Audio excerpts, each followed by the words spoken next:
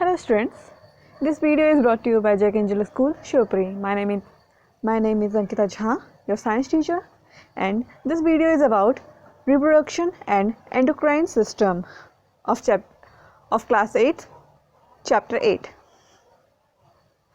So, all living organisms live for a certain period of time. सभी जिंदा जीव जो होते हैं धरती पर वो एक सर्टेन टाइम लाइन के लिए ज़िंदा रहते हैं.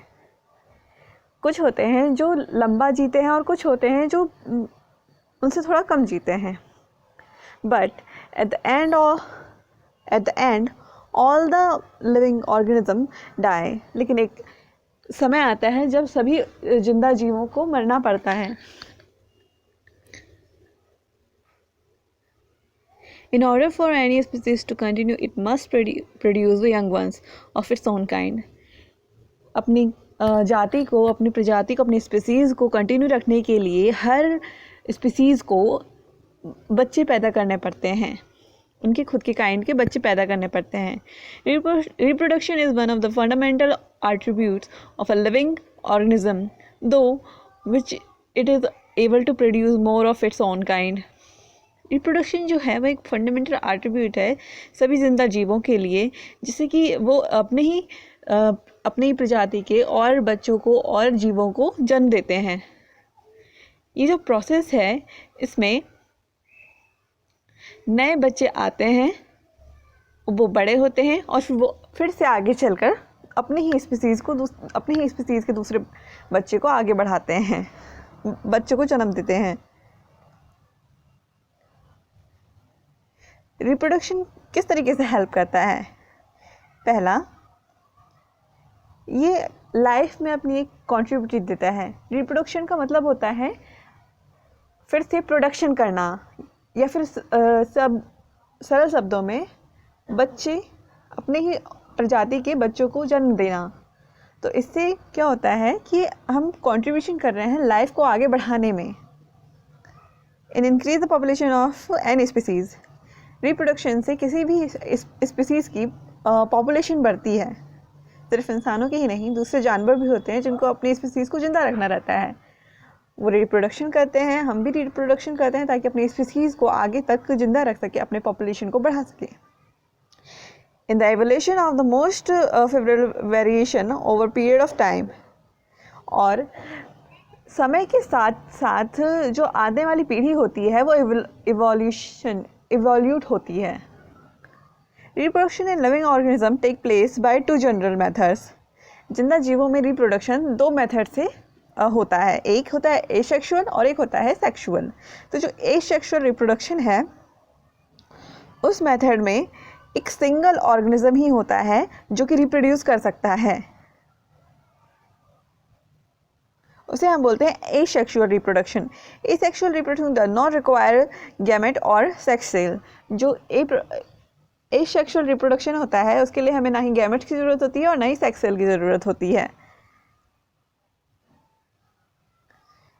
Any single parent is involve in this type of reproduction. सिर्फ एक ही सिंगल पेरेंट ही होता है जो इस तरीके की रिप्रोडक्शन में इन्वॉल्व होता है. द अमोएबा, ईस्ट, हाइड्रा, ईरिसी, अमोएबा, ईस्ट और हाइड्रा, ये सभी एग्जाम्पल है जिंदा जीवों के, लिविंग ऑर्गेनिज्म के, जो कि एसेक्सुअल रिप्रोडक्शन का मेथड यूज़ करते हैं. Budding in hydra. Budding is asexual reproduction in which individual develops in the form of birds. Budding एक तरीके का एसेक्सुअल रिप्रोडक्शन है जिसमें कि इकलौता ऑर्गेनिज्म अपने अंदर डेवलप होता है और यंग वंस को आगे बढ़ाता है, जिसे हम बोलते हैं budding system. The nucleus of parent का जो न्यूक्लियस होता है वो डिवाइड हो जाता है दो न्यूक्लियाई में, जिसमें से जो एक न्यूक्लियाई होता है वो अपने आप को पुश करता है और अपने आप को बर्ड में कन्वर्ट कर लेता है. और कुछ समय के बाद जो वो बर्ड होता है वो पेरेंट बॉडी से डिटैच हो जाता है और अपनी खुद की बॉडी बना लेता है और अपनी खुद की साइज़ को बड़ा कर लेता है. Sexual reproduction. Sexual reproduction is a type of reproduction in which two sexes, namely male and female, are involve. Sexual reproduction वो होता है जिसमें कि दो सेक्सेस की ज़रूरत पड़ती है, मेल और female. The male sexual unit is organism is known as male gamete or sperm, while the female sexual unit is termed as female gamete or ovum. जो मेल सेक्सुअल यूनिट होता है उसे हम बोलते हैं मेल. जो male sexual gamete होता है, जो मेल में जो मेल में जो सेक्सुअल ऑर्गेनिज्म होता है रिप्रोडक्शन के लिए, उसे हम बोलते हैं मेल गैमेट या फिर स्पर्म. और जो फीमेल में जो सेक्सुअल यूनिट होता है जो रिप्रोडक्शन के लिए यूज़ होता है, उसे हम बोलते हैं फीमेल गैमेट या फिर ovum. Male gametes are generally smaller and more active than female gametes. जो मेल गैमेट्स होते हैं वो छोटे होते हैं और फीमेल गैमेट के मुकाबले ज़्यादा एक्टिव होते हैं. Such organism are called unisexual. ये जो ऑर्गेनिज्म होते हैं इन्हें हम बोलते हैं unisexual. Cockroach, fox, fishes, birds, reptiles और ह्यूमन, ये सभी यूनिसेक्सुअल होते हैं. In some species both type of gamete exist in the same individual. कुछ स्पीसीज होते हैं जिसमें दोनों टाइप के जो गैमेट्स होते हैं वो एक ही जीव में होते हैं. These organism called in organism को हम बोलते हैं बायोसेक्सुअल या फिर hermaphrodites. एग्जाम्पल के लिए अर्थवॉर्म और leches. In monocytes the two individuals taking part in sexual reproduction are similar in shape and size.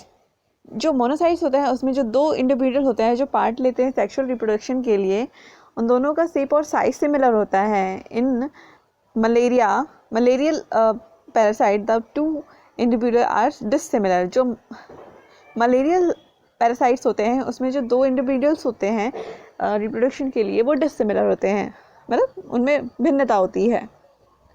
Fertilisation. When the sperm and ovum fuse together a new cell called zygote is formed. जब mail का sperm और female का जब mail का sperm और female का ovum एक दूसरे के साथ मिलता है, फ्यूज़ होता है, तो एक नया सेल जनरेट होता है जिसे कि जाइगोट बोलते हैं. The process of fusion of the sperm and ovum is called fertilization of egg. ये जो फ्यूज़न होता है स्पर्म का और ओवम का, इस फ्यूज़न को हम बोलते हैं, इस प्रोसेस को हम बोलते हैं fertilization of egg. Fertilization take place in two different ways. Fertilization जो होता है वो दो डिफरेंट टाइप से हो सकता है. एक होता है एक्सटर्नल और एक होता है इंटरनल फर्टिलाइजेशन. जो एक्सटर्नल फर्टिलाइजेशन होता है वो शरीर के बाहर प्लेस लेता है, बाहर होता है.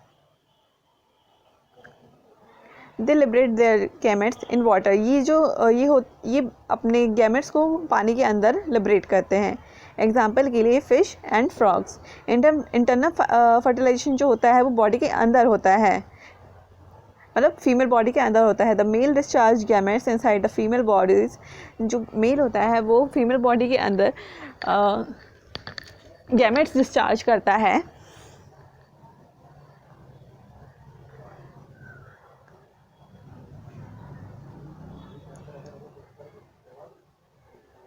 जो मेल होता है वो फीमेल बॉडी के अंदर गैमेट्स को डिस्चार्ज करता है और फिर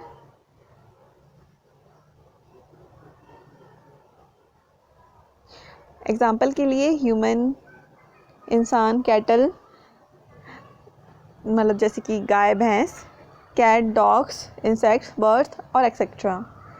due to some medical problem की वजह से कुछ वुमेंस होती हैं जो कि बेबीज़ बियर नहीं कर पाती हैं. इन केसेस में जो डॉक्टर्स होते हैं वो एग्स को शरीर के बाहर फर्टिलाइज़ करते हैं और उसके बाद उसे मदर बॉडी के अंदर डाल देते हैं. इस प्रोसेस को हम बोलते हैं इन वाइट्रो फर्टिलाइजेशन. कुछ हफ्तों के बाद ये मदर बॉडी के अंदर डाल दिया जाता है और उसके बाद जो बेबी है वो मदर के अंदर डेवलप होता है और फिर नॉर्मली बॉर्न हो जाता है। Babies born through this technique, जो बच्चे इस टेक्निक के द्वारा आते हैं उन बेबीज़ को हम बोलते हैं test tube babies. The individuals which are born or hatched from the eggs continue to grow till they become adult। वो लोग जो कि जन्म लेते हैं या फिर हैच होते हैं एग से, वो कंटिन्यू करते हैं ग्रो होने तक जब तक कि वो अडल्ट में ना बन जाए। All animal look after their young one. सभी एनिमल जो होते हैं वो अपने बच्चों का ख्याल रखते हैं जब तक कि वो अपना खुद का ख्याल ना रख सके और खुद बच्चे पैदा ना कर सके। जन्म के चलते रहने के लिए, लाइफ के चलते रहने के लिए। This process of growth and development in cyclic manner form a life cycle. ये जो प्रोसेस है ये एक लाइफ साइकिल फॉर्म करता है, जो कि आप नीचे दिए गए डायग्राम में देख सकते हैं। पहले बेबी आता है, बेबी बड़ा होता है और फिर वो बेबी बड़ा होकर फिर से बेबी को पैदा करता है। Reproductive system in human. Estrogen in female and testosterone in male are hormones which influence and develop reproductive system in human।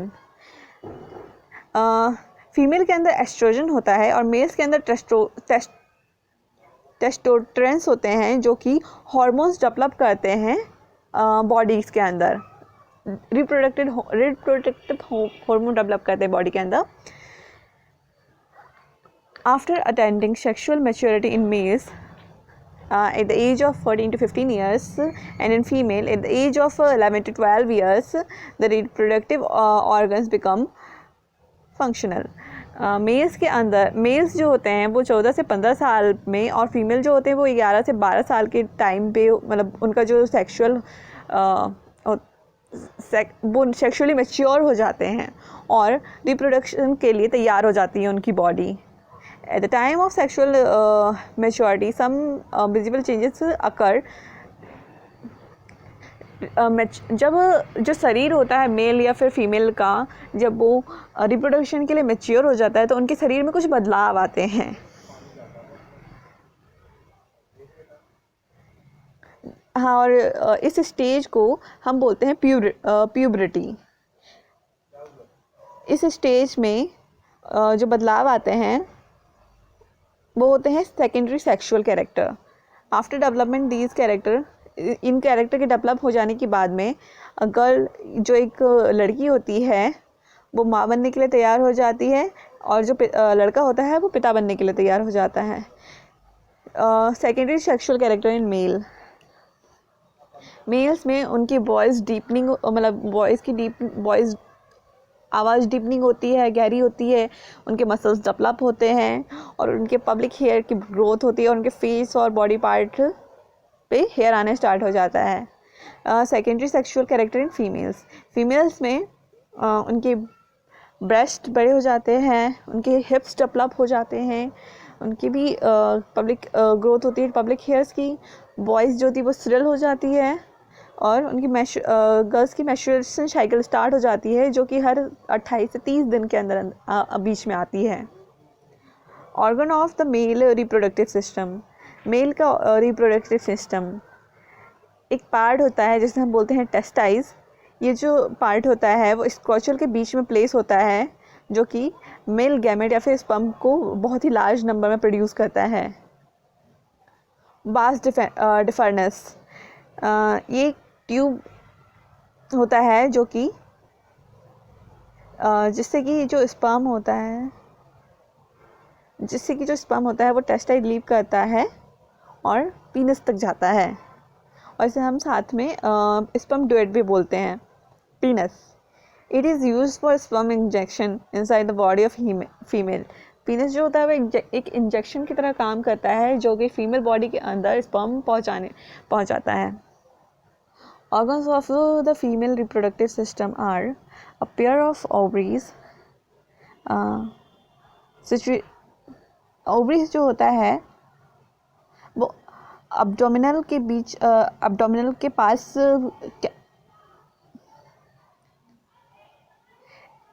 होता है और जो कि एग प्रोड्यूस करता है, ओविडक्ट्स।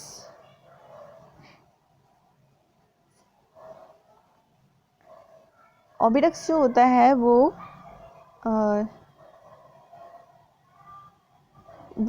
यूट्रस और ओवरी को के बीच मतलब कि एक जॉइंट तरीके का होता है, वो उन दोनों को जॉइन करता है, जिससे कि एग जो होता है वो ट्रेवल करता है और सिलरी एक्शन के थ्रू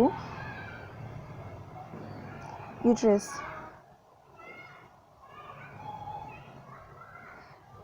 फर्टिलाइज एग का वाइटस में डेवलप होना, ये जो काम होता है वो यूट्रस में होता है, इसे हम वॉम्ब भी बोलते हैं। Vagina, the uterus open outside by muscular tube called vagina. जो यूट्रस होता है वो बाहर की ओर खुलता है मस्कुलर ट्यूब्स की वजह से, जिससे कि हम बोलते हैं vagina. Fertilization in human fertilization occur in body of female. Humans में फीमेल के अंदर फर्टिलाइजेशन होता है। इस प्रोसेस में मेल जो होता है वो सेक्स सेल रिलीज करता है फीमेल बॉडी के अंदर, जहाँ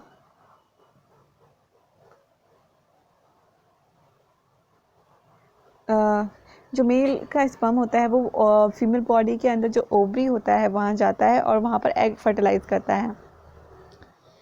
जो फर्टिलाइज एग होता है उसे हम बोलते हैं zygote.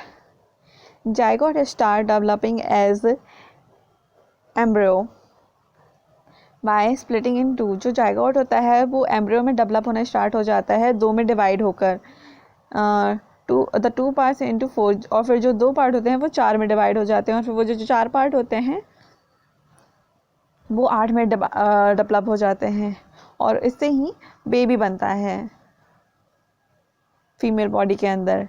The animal which produce young ones are called viviparous. Animal जो बच्चे पैदा करते हैं उन्हें हम बोलते हैं विविपेरस। मछली, फ्रॉग, रेप्टाइल्स और बर्ड्स में जो एम्ब्रियो होता है वो डेवलप होता है एग्स के अंदर यॉक यूज़ करके। एग के अंदर वो यॉक जो होता है उसको फूड की तरह यूज़ करते हैं। These animal do not give birth to young ones। ये एनिमल बच्चों को पैदा नहीं करते हैं। ये एनिमल जो होते हैं वो एग्स बनाते हैं, और इन्हें हम बोलते हैं ओविपारस। इन मैमल्स लाइक ह्यूमन की तरह मैमल्स में एम्ब्रियो डेवलप होता है मदर बॉडी के अंदर। Mammals give birth to young ones. Mammals जो होते हैं वो बच्चों को जन्म देते हैं। The sex of a child, बच्चे का जो सेक्स होता है, each human cell contain a nucleus which has 23 pair of chromosomes। जो इंसान होता है उसका हर एक सेल कंटेन करता है 23 पेयर ऑफ मतलब कि हर एक सेल न्यूक्लियस कंटेन करता है जिसमें 23 पेयर ऑफ क्रोमोसोम्स होते हैं। In human gamete cell 22 pair of in human gamete cells 22 pair of chromosomes are same in male and female. Human gametes के अंदर जो सेल होते हैं वो 22 पेयर्स ऑफ क्रोमोसोम होते हैं, जो कि मेल और फीमेल बच्चे के मेल या फीमेल होना तय करता है। But the last pair 23rd pair of chromosome is different called sex chromosome. जो ह्यूमन गैमेट होता है उसमें 22 पेयर जो होते हैं क्रोमोसोम्स के वो सेम होता है, मेल और फीमेल, लेकिन जो 23rd पेयर होता है वो क्रोमोसोम वो डिफरेंट होता है, एंड उसे हम बोलते हैं सेक्स क्रोमोसोम। एंड वही 23rd पेयर जो होता है वही रिस्पॉन्सिबल होता है बच्चे के सेक्स के लिए। In males the sex chromosome are XY, 1 X chromosome and 1 Y chromosome. In female, the sex chromosome are of X and X chromosomes. Half of the father's gamete carry X chromosomes and the other half carry Y chromosomes.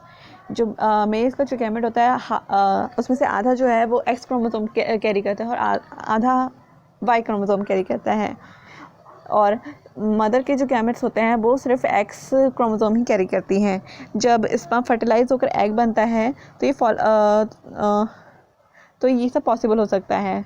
When a sperm carrying X chromosome fertilize an egg, the child will be female. अगर जो sperm है उसका x chromosome fertilise होता है egg से, तो जो बच्चा होगा वो फीमेल होगा, क्योंकि मेल का एक्स क्रोमोसोम फर्टिलाइज हो रहा है फीमेल के एक्स क्रोमोसोम से ही। लेकिन अगर मेल का वाई क्रोमोसोम फर्टिलाइज होता है एग से, तो बच्चा मेल होता है, क्योंकि मेल का वाई क्रोमोसोम फर्टिलाइज हो रहा है फीमेल की एक्स क्रोमोसोम से। The sex of a child depend on the type of sperm that fertilize on ovum. तो इसका मतलब है कि जो बच्चे का जो सेक्स होगा वो इस बात पर डिपेंड करता है कि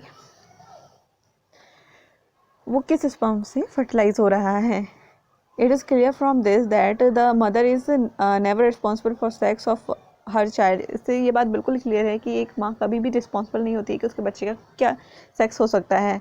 the sex chromosomes of father, जो फादर के सेक्स क्रोमोसोम होता है वो रिस्पॉन्सिबल होता है ये डिटरमाइन करने के लिए कि बच्चे का सेक्स क्या होगा, मेल या फिर फीमेल।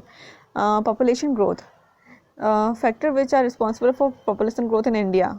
इंडिया के अंदर पॉपुलेशन ग्रोथ का क्या रीज़न है? एक है रिडक्शन ऑफ डेथ रेट, मतलब कि लोगों के मरने का जो रेट है वो कम होता जा रहा है। और डिज़ायर ऑफ सन, मतलब लड़कों की चाहत का बढ़ना। Traditional faith, economic reason and lack of education. Traditional faith मतलब traditional faith, economic reasons. Economic reasons मतलब कि लोगों को लगता है कि लड़का कमाता है तो इसलिए लोग लड़के की चाह करते हैं और उसमें बच्चे पैदा होते चले जाते हैं। और लेक ऑफ एजुकेशन, एजुकेशन के लैगनेस के वजह से भी बच्चों का मतलब पेरेंट्स मतलब एजुकेशन के लैगनेस की वजह से भी ग्रोथ बढ़ रही है। Birth control, number of family welfare centers have been established in India which following objective। बहुत सी फैमिलीज वेलफेयर सेंटर्स हैं इंडिया में जिनका कि ये फॉलोइंग ऑब्जेक्टिव्स होता है। Knowledge and advice on method of birth control, वो बर्थ कंट्रोल के लिए नॉलेज और एडवाइस करते हैं to control growth of population के ग्रोथ को कंट्रोल करने के लिए। Later larger family affects us individually and the nation as a whole. जो बड़ी फैमिलीज़ होती हैं वो हमें इंडिविजुअली अफेक्ट करता है, लेकिन जो नेशन होता है वो हमें कंप्लीट तरीके से अफेक्ट करता है। With an increase in population के इंक्रीज़ होने से जो रिसोर्सेज है धरती पर वो कम हो जाती हैं। With repeated pregnancy health of the mother is affected. Bar bar pregnant होने से माँ की जो हेल्थ होती है वो भी अफेक्ट होती है। Child of large family do not get proper nutrition. बड़ी फैमिली में जो बच्चे होते हैं हर एक बच्चे को प्रॉपर तरीके से न्यूट्रिट करना थोड़ा मुश्किल हो जाता है। हर एक बच्चे की एजुकेशन पे ध्यान देना मुश्किल हो जाता है। जो पेरेंट्स होते हैं घर पर वो हर बच्चे को बराबर अटेंशन नहीं दे पाते हैं। Therefore, it is extremely important to keep the size of family small and keep the body of fit and healthy by doing physical exercise। इसलिए ज़रूरी है कि हम अपने जो परिवार को जो साइज़ है वो जितना हो सके उतना छोटा रखें और अपने शरीर को जितना हो सके उतना हेल्दी और फिट रखें और फिज़िकल एक्सरसाइज करें रेगुलरली तौर पे और फ्रेश एयर लें। Reproductive health, proper nutrition, safe motherhood and healthy practice are necessary to maintain reproductive health. मतलब कि अच्छे से खाना पीना, सेफ मदरहुड, अच्छी हेल्दी माँ होना, ये सब ज़रूरी होता है एक मतलब रिप्रोडक्टिव हेल्थ को प्रॉपर मैनेज और मेंटेन रखने के लिए। To be faithful to your partner, having safe sex and use condoms are few enzymes for protection against disease known as sexual transmitted disease STDs like syphilis and gonorrhea, HIV मतलब ads. और faithful अपने partner से faithful रहना है और sex के time पे condom use करना है। ये कुछ प्रिकॉशंस होते हैं जिससे कि हम अपने आप को प्रोटेक्ट कर सकते हैं बहुत सी अलग अलग तरीके की सेक्सुअल डिसीज़ से, जैसे कि एसटीडीज़, सिफिलिस, गोनोरिया और HIV से।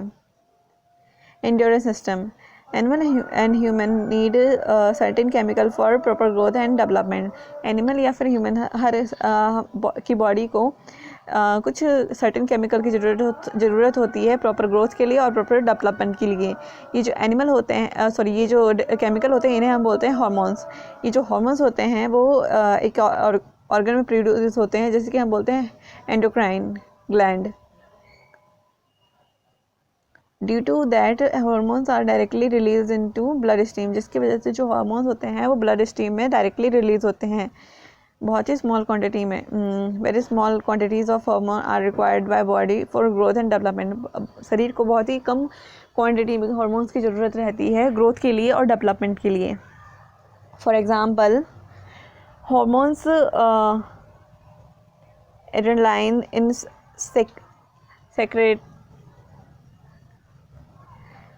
secreted when you are angry और एक्साइटेड। जो हॉर्मोन्स होते हैं वो हमारे एड्रेनाइल हो जाते हैं, और जब हम मतलब कि एक्साइटेड होते हैं या फिर जब हम एंग्री होते हैं तो हमारे बॉडी में ब्लड के through the pancreas which controls the sugar metabolism the blood is regulated by the insulin.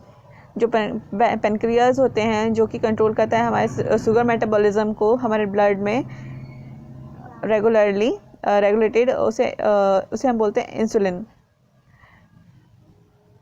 Pituitary gland is located at the base of the brain. जो पिट्यूटरी ग्लैंड होता है वो ब्रेन के बेस में होता है। It regulate the activity of other electronic gland, hence the call master gland. जो इसीलिए इसे हम ये मतलब अदर एक्टिविटीज़ को कंट्रोल करता है अदर इलेक्ट्रॉनिक ग्लैंड्स की, इसलिए हम इसे मास्टर ग्लैंड कहते हैं।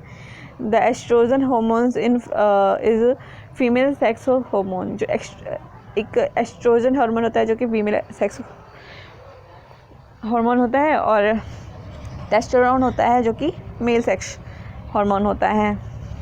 से no to drugs during growing phase. जब आप ग्रोइंग फेज में होते हैं, sometimes you can't differentiate between right and wrong and get confuse. आप उस टाइम पे सही और गलत में फ़र्क नहीं बता सकते हैं और कंफ्यूज हो जाते हैं। और if someone suggests you to take drug to avoid such confusion, you should say no to the drug। और उस समय पे अगर कोई आपसे कहता है कि अपने माइंड को क्लियर करने के लिए, इन सभी परेशानियों से, तनावों से अपने आप को क्लियर करने के लिए ड्रग लीजिए, तो आप उन्हें मना करेंगे कि नहीं, मुझे ड्रग नहीं चाहिए। ऐसे drug act as stimulant, but their overuses lead to habit formation।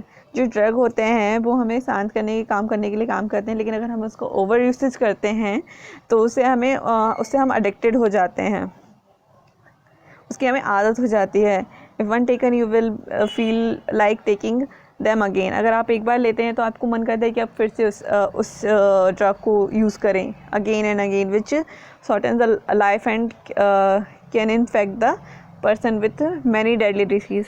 जो कि लाइफ स्पैन को कम करता है और पर्सन को बहुत ही अलग अलग तरीके की डेडली डिसीज़ हो सकती हैं ड्रग्स के यूसेज से। Okay, thank you students. अगर आपको चैप्टर से रिलेटेड कोई भी कन्फ्यूज़न है, कोई भी आपको डाउट है, तो आप स्कूल टाइम में स्कूल आकर उसे क्लियर कर सकते हैं। और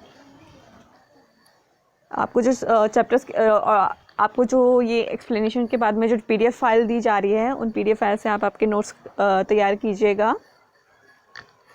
thank you students, we will meet soon with our next chapter. Stay home, stay safe in this and please cooperate with us in this COVID-19 crisis. Regards, Ankita Jha।